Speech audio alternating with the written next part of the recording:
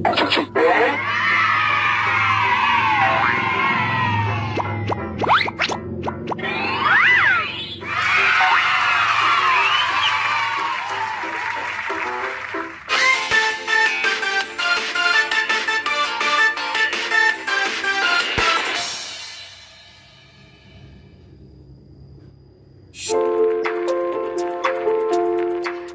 pagi anak-anak cerdas Indonesia. Bunda Dongeng kali ini akan membacakan sebuah cerita berjudul Kotak Petualang. Karya Kak Dian Sukma Kuswardani dan ilustrator Kak Valentina Kris Utami. Kalian juga bisa membaca cerita ini secara mandiri atau boleh juga memilih buku bacaan yang kalian suka di laman Literasi Cloud. Kotak Petualang. Okta dan Alfa ingin berlibur ke Museum Sains. Tetapi orang tua mereka harus pergi bekerja. Jadi Okta dan Alfa akan menghabiskan liburan di rumah kakeknya. Mereka mengira liburan ini akan menjadi liburan yang membosankan. Namun keesokan paginya saat kakek, Alfa, dan Okta sarapan bersama, "Okta, Alfa, kalian suka kejutan tidak?" tanya kakek. "Suka, aku mau, Kek."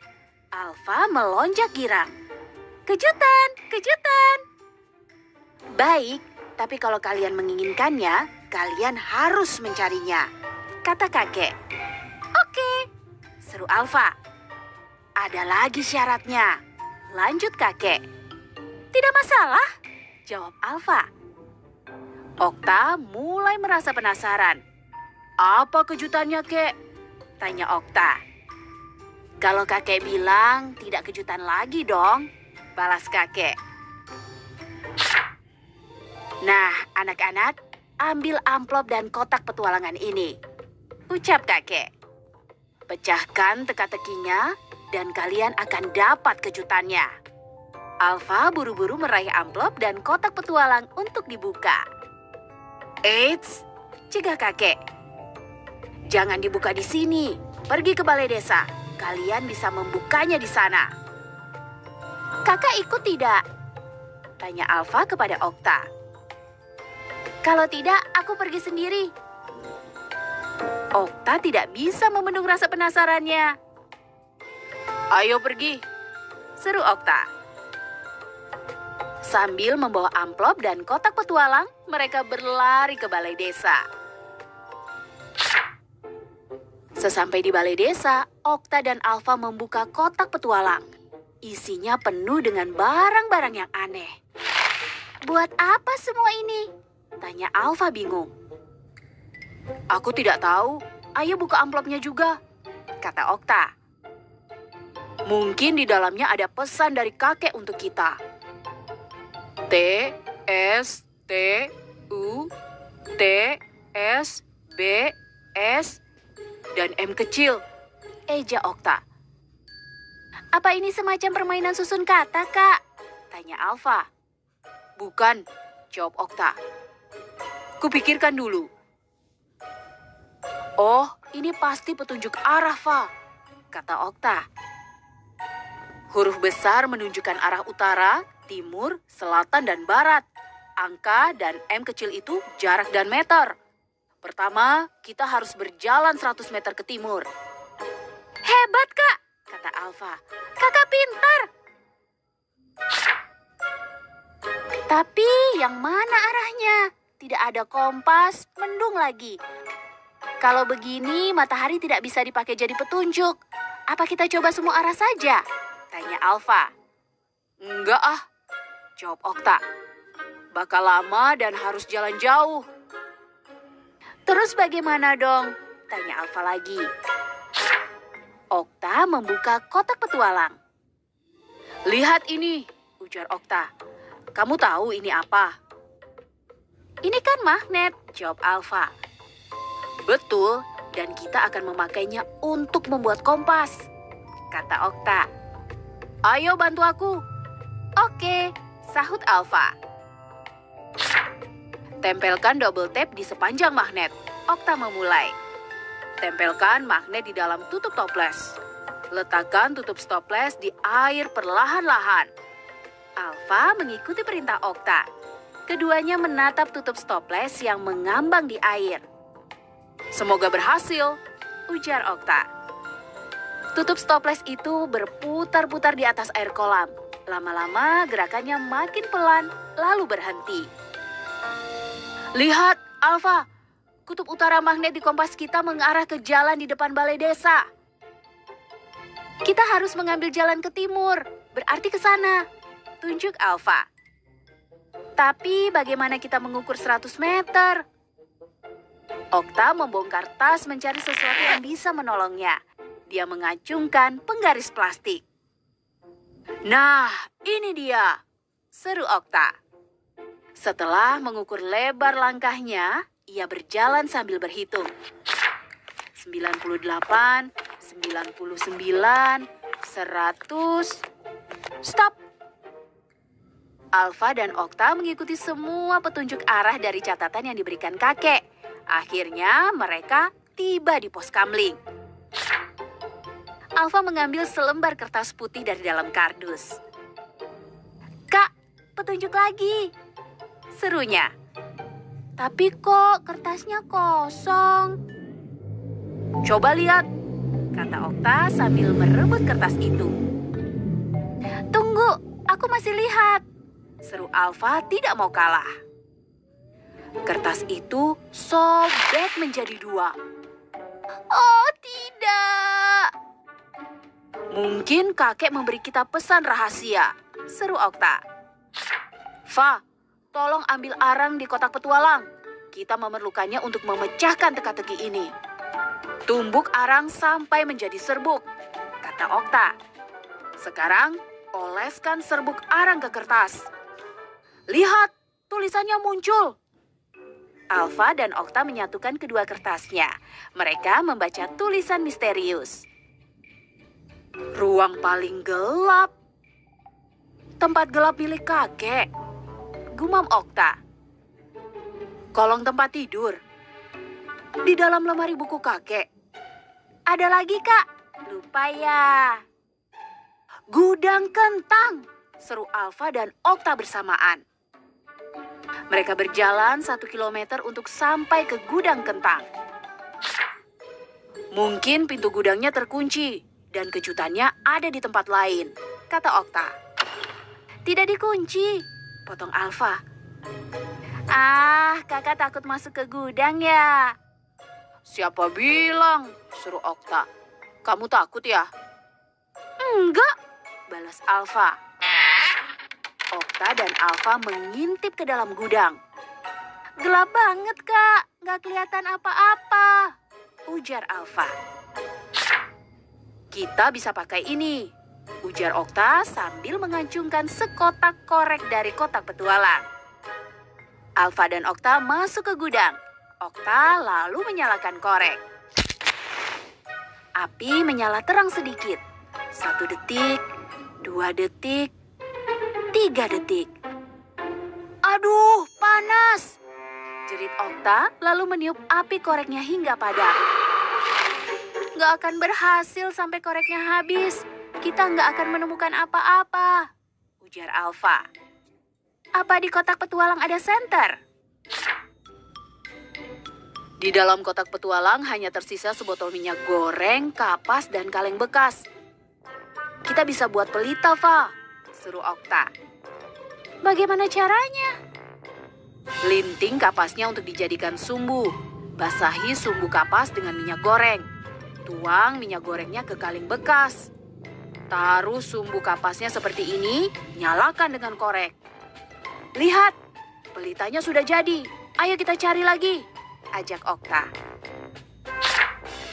Alfa dan Okta membawa pelita mereka ke dalam gudang kentang. Cahaya dari pelita itu memantul saat mengenai salah satu sisi gudang. Aduh, silau, sinar apa itu ya? Tanya Okta. Ayo kita lihat ke sana, ajak Alfa. Mereka melintasi gudang dan menemukan asal pantulan cahaya itu. Sebuah kotak yang dilapisi kertas emas. Pegang ini, Okta memberikan pelitanya kepada Alfa, lalu mengambil kotaknya. Kita buka di luar saja yuk, ajak Okta. Setelah berada di luar gudang, Okta membuka kotak hadiah itu. Wow, perlengkapan eksperimen sains, seru Okta. Keren dan ensiklopedia serangga, pekik Alfa. Ketika membawa kejutan itu pulang, Okta dan Alfa melihat seseorang menghampiri mereka. Kakek, seru Okta menyambut kakeknya dengan pelukan. Sudah tidak mengambek? Kata kakek mencubit hidung Okta. Okta tertawa. Hehehe, ya kek, semua beres. Kami suka kejutannya, lanjut Okta. Alfa menambahkan, terima kasih ya kek, liburan ini benar-benar seru dan menyenangkan. Cerita pun selesai. Seru kan ceritanya? Oh iya, anak-anak kelas 4, kalian tahu ada beberapa fakta sains yang ada dalam cerita kotak petualang. Apa sajakah itu? Ya, fakta sains pertama, kompas adalah alat untuk mengetahui arah mata angin, utara, selatan, timur, dan barat. Jarum kompas bergerak karena pengaruh medan magnet bumi. Fakta kedua, serbuk arang dapat menempel pada bahan yang mengandung minyak atau lemak seperti lilin dan krayon. Dan yang ketiga, mengapa gudang kentang gelap? Agar kentang yang disimpan awet dan tidak berubah menjadi kehijau-hijauan. Menakjubkan ya? Sampai jumpa lagi di dongeng-dongeng lainnya bersama Bunda Dongeng.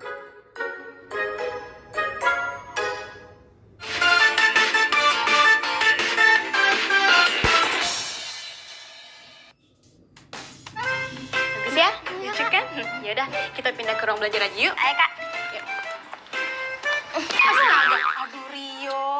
Ih kak, tolongin aku dong. Mau tolongin apa? Tentang apa? Ini tolongin aku menghitung semua keliling segitiga ini. Ya ampun, dikirain tuh apa sampai lari-lari kayak gitu, ih. Kalau Salsa, kamu tahu nggak cara ngitung tentang keliling segitiga? Kadang-kadang bisa kak, kadang-kadang enggak. Kamu tuh ya udah. Sini, duduk dulu. Ayo. Oke, kakak bakal bantu jelasin ke kalian melalui gambar panel surya ini ya. Iya kak. Oke kak. Coba kamu bandingkan keduanya. Apakah gambar A itu kurang dari, sama dengan, atau justru lebih dari gambar 1? Nggak tahu kak. Emangnya apa? Nah, pada gambar A, keliling segitiga adalah 12, yaitu 4 petak pada sisi mendatar, 3 petak pada sisi tegak, ditambah 5 petak pada sisi miring. Jadi, kelilingnya 4 ditambah 3 ditambah 5 sama dengan 12. Bagaimana dengan keliling gambar 1? Pada gambar 1 ini, keliling segitiga adalah 12. Cara menghitungnya sama, yaitu 3 petak pada sisi mendatar, ditambah 4 petak pada sisi tegak, ditambah 5 petak pada sisi miring. Jadi, keliling panel surya pada gambar 1 adalah 3 ditambah 4 ditambah 5 sama dengan 12. Nah, jadi keliling gambar A sama dengan keliling gambar 1. Kak, tapi aku masih belum paham kak. Bagaimana caranya kita mendapatkan sisi miring itu 5 petak? Itu. Untuk mengetahui panjang sisi miring segitiga siku-siku, kalian harus mengingat teorema Pythagoras. Pada suatu segitiga siku-siku, berlaku bahwa sisi miring kuadrat sama dengan jumlah kuadrat sisi-sisi lainnya. Secara umum, pada segitiga siku-siku ini, dimisalkan sisi tegak adalah A, sisi alas adalah B, dan sisi miring adalah C. Maka dapat dinyatakan bahwa C kuadrat sama dengan A kuadrat ditambah B kuadrat, maka C sama dengan akar kuadrat dari A kuadrat ditambah B kuadrat.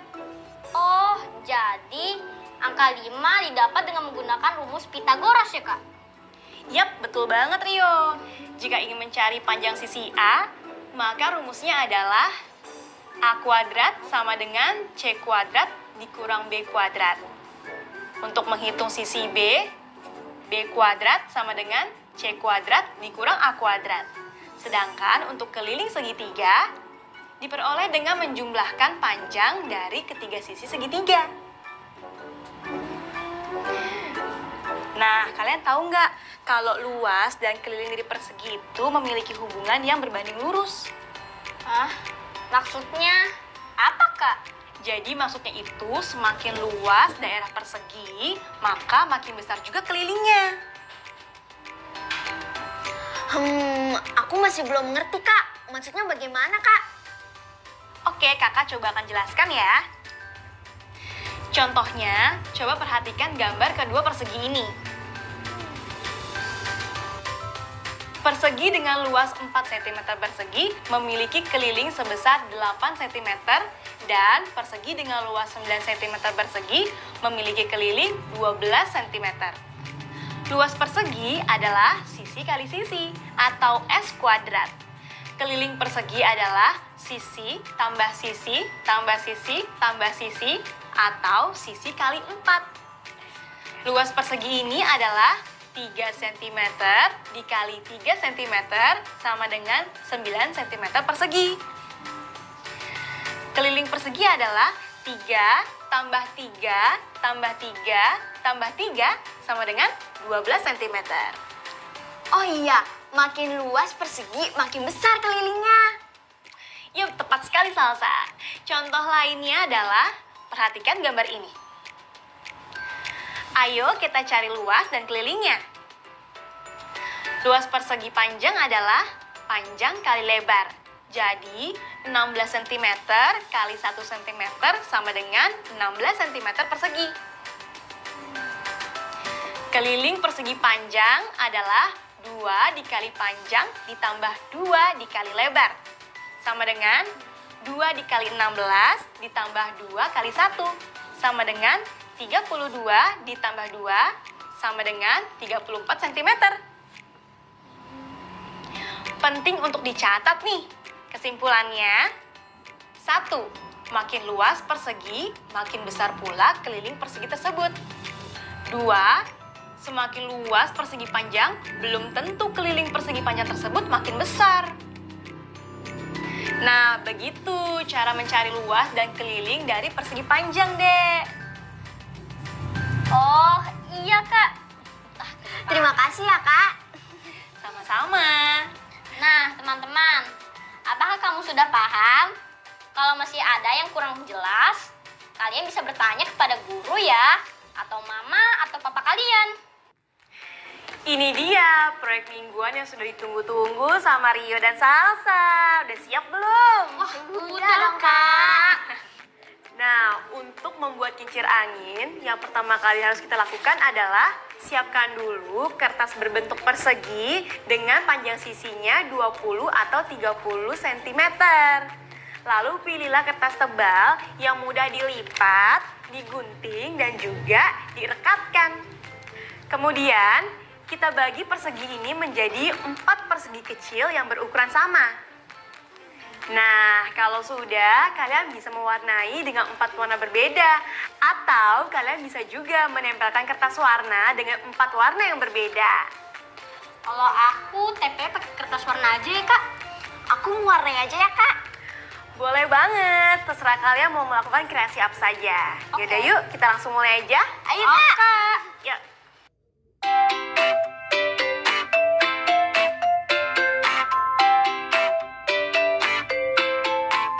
Selanjutnya, kita akan menarik garis untuk menghubungkan setiap titik sudut kertas.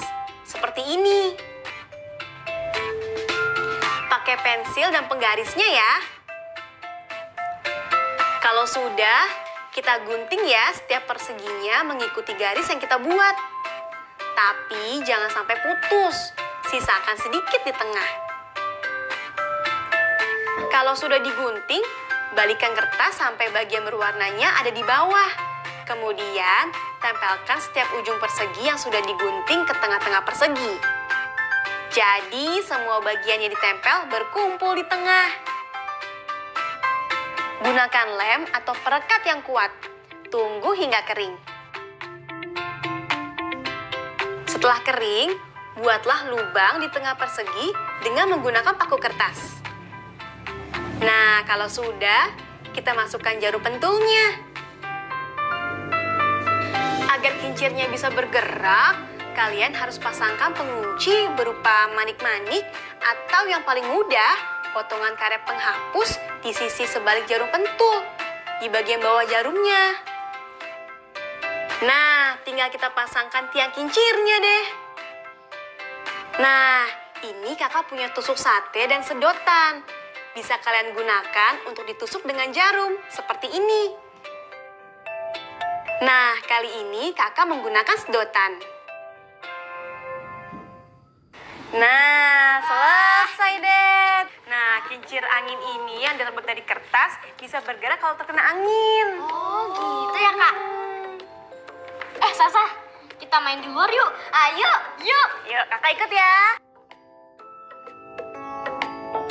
Teman-teman, jangan lupa ya mencatat judul-judul buku atau teks bacaan yang sudah kita baca hari ini. Seperti hari ini, aku sudah membaca teks berjudul Kotak Petualang serta Segitiga dan Keunikannya. Jangan sampai lupa ya mencatat judulnya. Teman-teman, inilah yang sudah kita pelajari hari ini.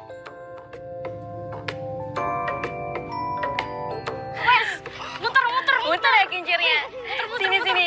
Sini dulu. Oke. Nah, teman-teman di rumah, sampai sini dulu ya perjumpaan kita untuk hari ini. Jangan bosan-bosan untuk mengulang pelajaran di rumah ya. Tidak ada kata bosan dan malas untuk selalu belajar. Semoga ilmu yang disampaikan hari ini bisa bermanfaat buat kita semua. Sampai jumpa lagi ya. Ingat, selalu jaga kesehatan. Dah. Sekarang tetap belajar dari rumah ya teman-teman. Ingat, jaga jarak, rajin mencuci tangan, dan pakai masker agar kita mencegah penyebaran COVID-19. Sampai jumpa.